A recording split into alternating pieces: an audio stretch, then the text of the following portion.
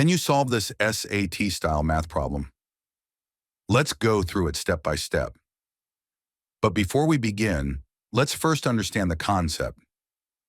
In math, a function takes an input, does something to it, and gives us an output.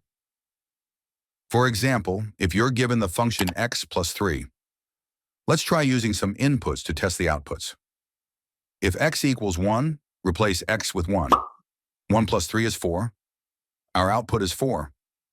If x equals 2, replace x with 2. 2 plus 3 is 5.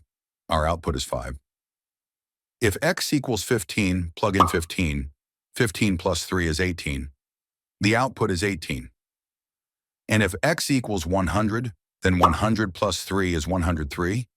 So the output is 103. Now, functions are often written using the symbol f of x. This simply means a function of x.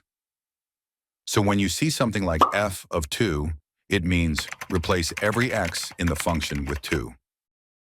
Today's question says, what is the value of f of x when x is 6? The function is x squared minus 5 times x plus 6.